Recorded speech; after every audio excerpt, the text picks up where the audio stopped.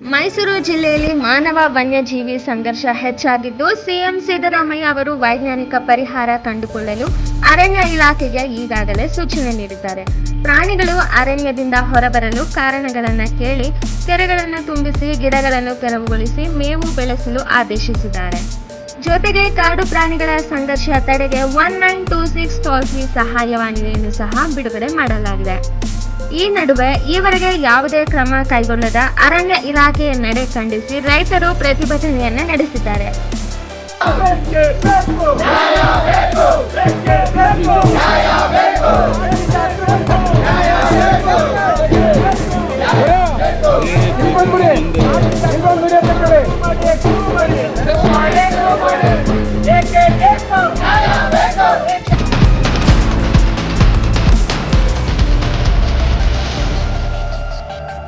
ಮಾನವ ವನ್ಯಜೀವಿ ಸಂಘರ್ಷ ಮುಂದುವರಿದ ಹಿನ್ನೆಲೆ ರೊಚ್ಚಿಗೆದ್ದ ರೈತರು ಮೈಸೂರಿನ ಅಶೋಕಾಪುರಂನಲ್ಲಿರುವ ಅರಣ್ಯ ಭವನ ಮುತ್ತಿಗೆಗೆ ಯತ್ನಿಸಿದ್ದಾರೆ.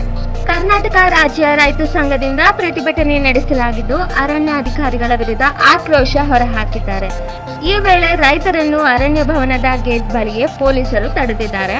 ಇದರಿಂದ ಪೊಲೀಸರು ಮತ್ತು ರೈತರ ನಡುವೆ ಮಾತಿನ ಚಕಮಕಿ ಉಂಟಾಗಿದೆ.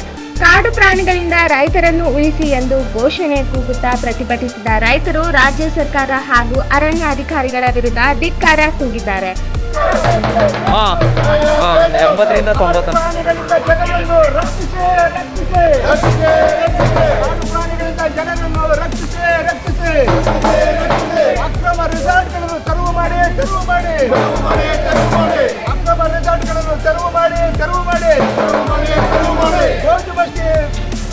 ಗೋಜು ಬಸ್ತಿ ನಿಲ್ಲದೆ ವನ್ಯಜೀವಿಗಳ ರಕ್ಷಿಸಿದೆ.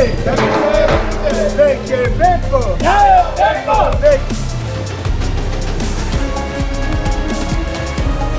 ಎಚ್ಡಿ ಕೋಟೆ ಭಾಗದಲ್ಲಿ ಆಗುತ್ತಿರುವ ಹುಲಿ ದಾಳಿಗಳಿಂದ ಕಾಡಂಚಿನ ಜನರಿಗೆ ರಕ್ಷಣೆ ನೀಡಬೇಕು ಎಂದು ರಾಜ್ಯ ರೈತ ಕಾರ್ಯದರ್ಶಿ ಚಾಮರಾಜು ಆಗ್ರಹಿಸಿದರು. ಪ್ರಾಣಿಗಳಿಗೆ ಜನರನ್ನು ಬಲಿಪಡಿಸುವ ನಿರ್ಲಕ್ಷ್ಯ ಅಧಿಕಾರಿಗಳಿಗೆ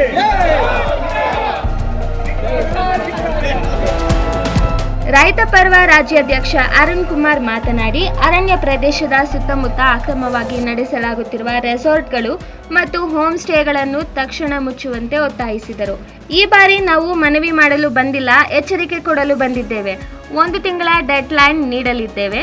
ಅಷ್ಟರೊಳಗೆ ಅಕ್ರಮ ರೆಸಾರ್ಟ್ಗಳನ್ನು ತೆರವುಗೊಳಿಸದಿದ್ದರೆ ರೈತರು ಸ್ವತಃ ಕ್ರಮ ಕೈಗೊಳ್ಳಲು ಬದ್ಧರಾಗುತ್ತಾರೆ ಎಂದು ಎಚ್ಚರಿಸಿದರು.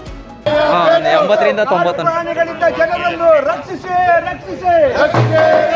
ಕಾಡು ಪ್ರಾಣಿಗಳಿಂದ ಜನರನ್ನು ರಕ್ಷಿಸಿ ಅಕ್ರಮ ರೆಸಾರ್ಟ್ಗಳನ್ನು ತೆರವು ಮಾಡಿ ಅಕ್ರಮ ರೆಸಾರ್ಟ್ಗಳನ್ನು ತೆರವು ಮಾಡಿ ಗೋಜು ಬಸ್ತಿ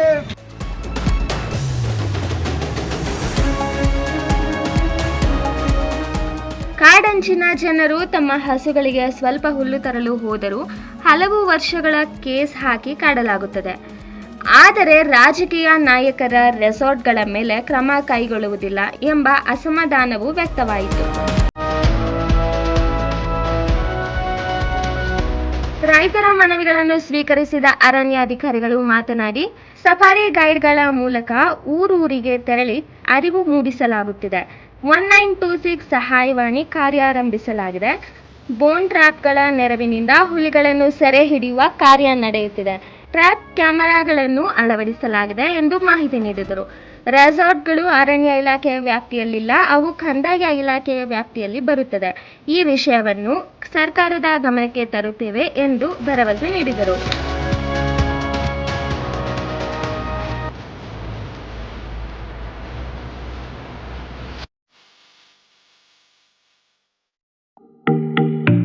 ಸವಾಲ್ ಟಿವಿ ಸದಾ ನಿಮ್ಮೊಂದಿಗೆ.